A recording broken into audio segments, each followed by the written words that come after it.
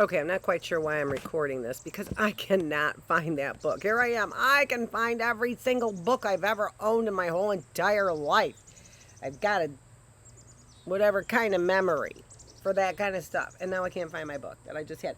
So, well, Thursday, which is not a good thing since it was Thursday since I had it. Gosh, I look like my mom, like, every time I see myself through those glasses. Okay, so, give me a sec while I look one more place or two, and if I don't find it, I'm going to see if I can't pull it up on library.org. Whew.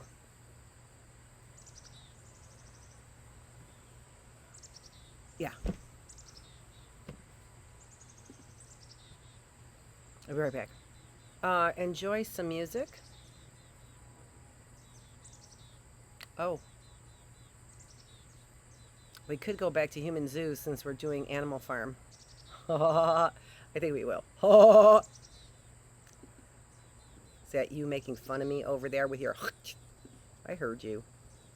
I heard you. Lizard lips. Yeah, I called you lizard lips. I don't even care. Holy moly, I'm sweating.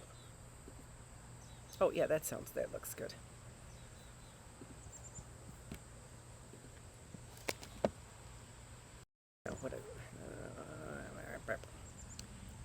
It's really moving really slow.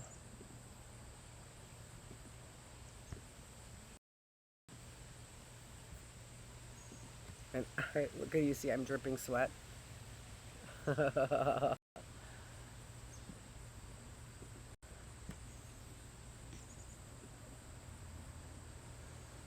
Oh, you know what I did?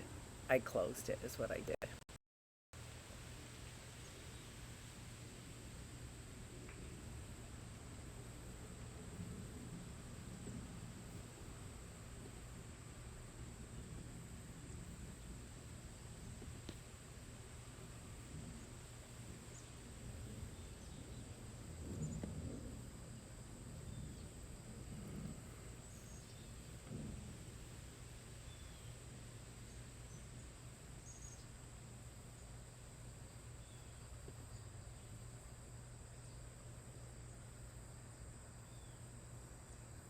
Oh, who knew this was going to take this long? Seriously.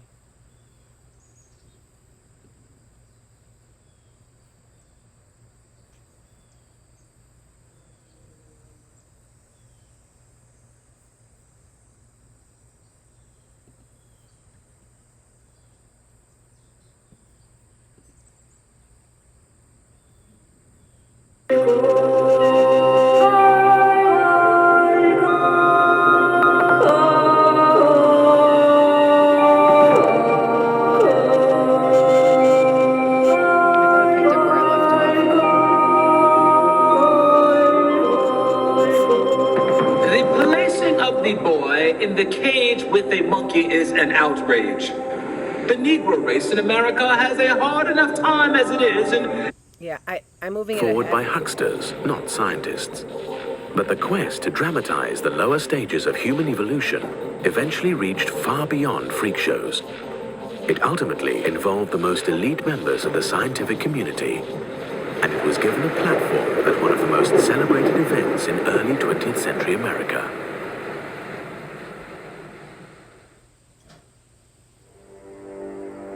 Today, Forest Park in St. Louis is a place for walking, or riding a bicycle, or spending a quiet Sunday afternoon.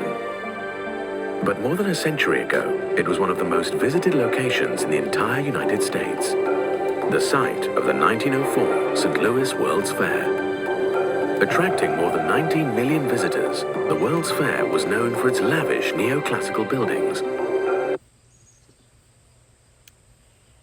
That was 1904, and if you are in my Bookless classroom, what you'll know that was going on during 1904 was a resurgence of Confederate monuments. The most resurgence between 1900 and 1920, which inspires this kind of racist violence that we see again in 2017, and we know that it's inspired, not entirely, but at least in part, by this kind of racist rhetoric.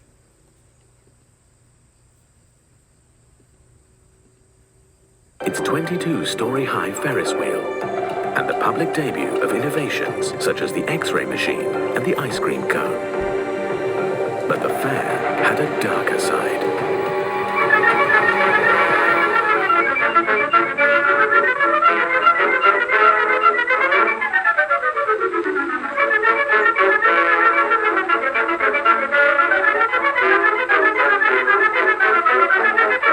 Organizers imported thousands of indigenous peoples from around the world to be put on public display in what was essentially a giant human zoo. Unlike freak shows, the Human Zoo in St. Louis was created with the cooperation of America's scientific establishment. The man behind the Human Zoo was anthropologist William McGee. One of the nation's leading scientists, McGee had already served as acting president of the American Association for the Advancement of Science. In 1903, he was asked to head the anthropology department for the World's Fair. McGee had grand plans of presenting the story of human evolution by displaying representatives of what he considered lower stages of the human race. McGee's plans reflected the ideas of mainstream anthropology of the time. Anthropology was kind of founded on this idea of mapping civilization from the highest to the lowest, right? With the lowest at that time said to be Africans, and then you sort of move up. Leading men of science from Harvard and Princeton and Columbia University were saying that Africans were midway between an orangutan and a human being. Like many scientists of his day, McGee drew inspiration for his ideas on human development from Darwin's theory that humans had evolved from ape-like ancestors. Darwin's theory provided a template for categorizing Africans as biological inferiors. His impact created a bandwagon effect on many scholars on both sides of the Atlantic. Africans were demeaned with terms like savages and compared to animals.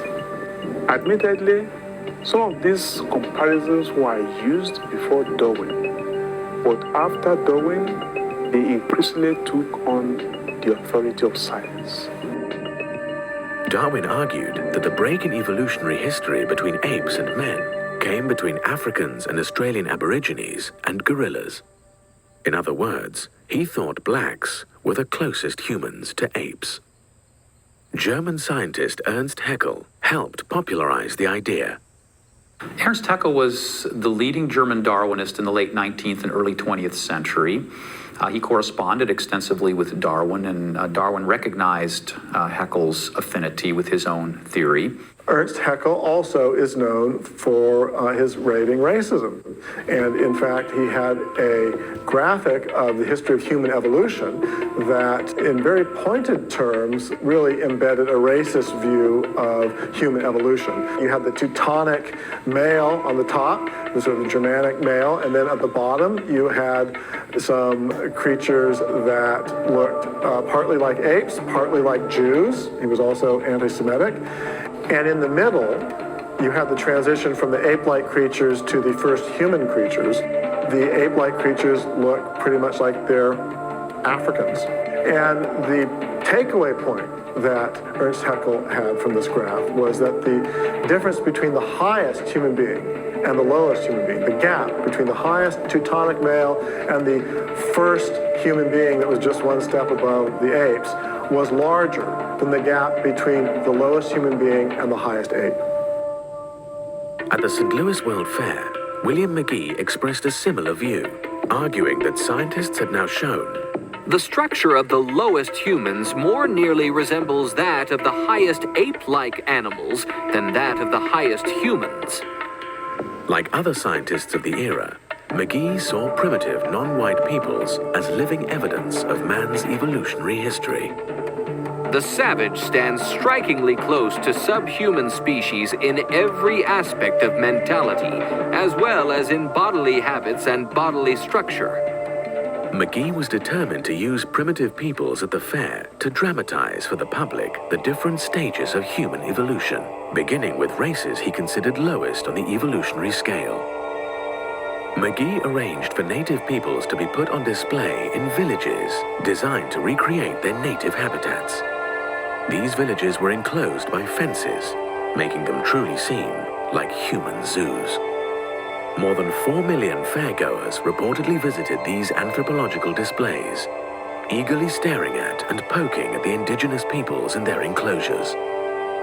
Adding to the indignities, native peoples were pressured to participate in a series of athletic contests designed to show they were biologically inferior to whites. Those on display were also subjected to experiments in a special laboratory set up by the fair's anthropology department.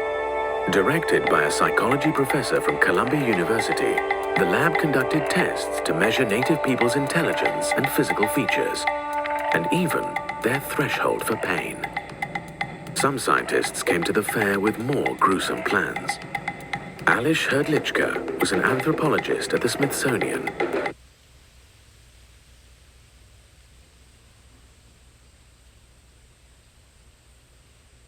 He came to St. Louis hunting for dead bodies.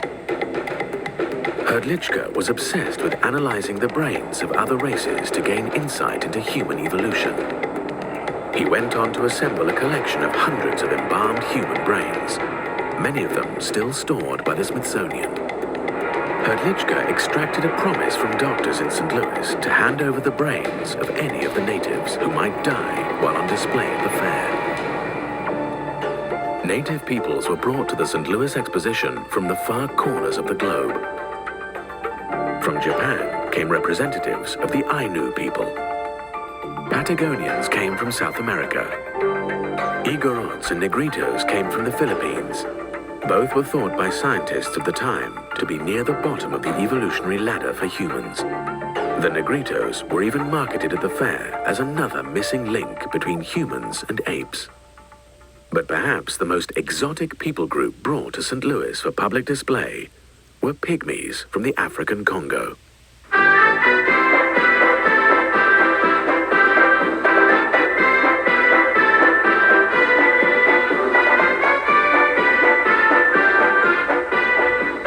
Will the pygmies brought last week to the World's Fair prove Darwin's theory of the missing link? Will a study of the little black children of the African jungles shed light on the theory evolved by Darwin as regards the evolution of the human race? We're talking about prejudice and discrimination in our critical thinking class. And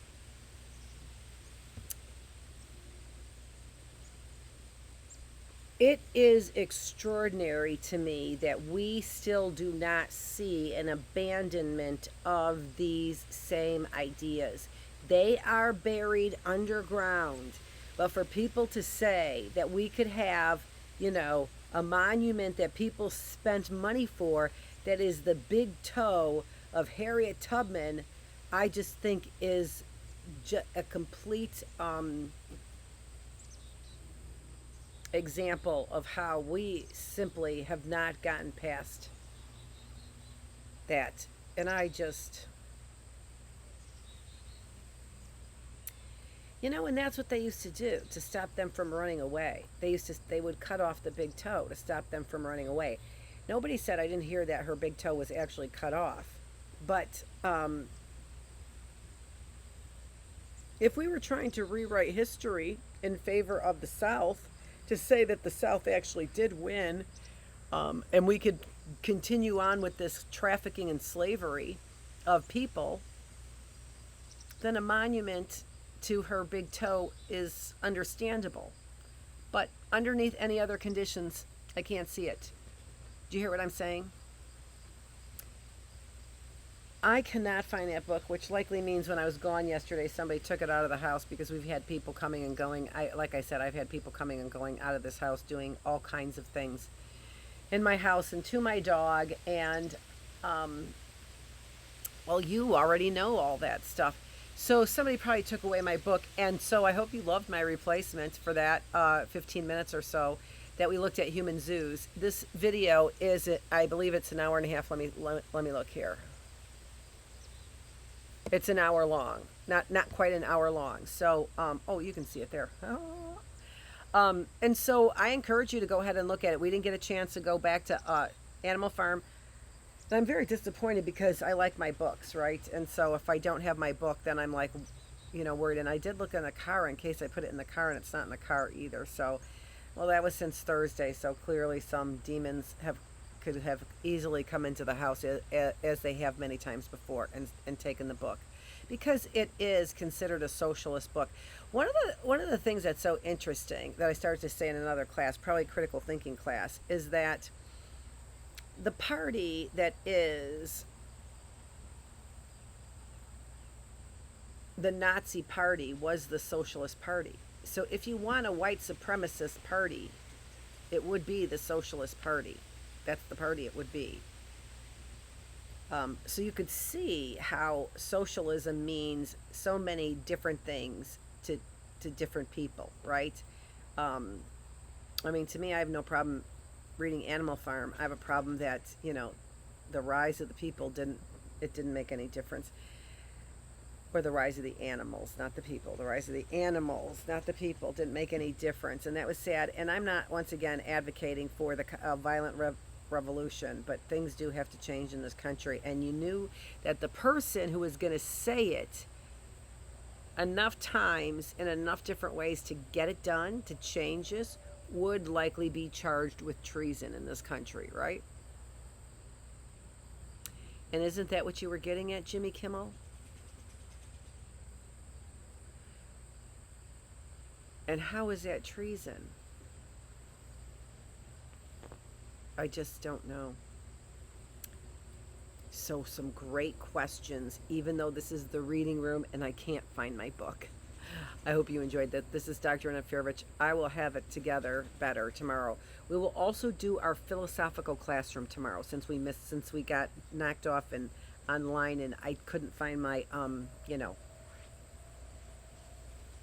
all those hard drives were stolen, so you got that. And so I have got to reorganize my thoughts and try and find where are all of my Wayne State, because I did that when I was at Wayne State. This is Dr. Annette Feravich, and I am here with healthy mind, body, spirit, and we, even in the reading room, we are getting your spirit a little revved up and a little cleaned out. So thanks for joining me here in the classroom. Thanks for joining the teacher. I'll get it right.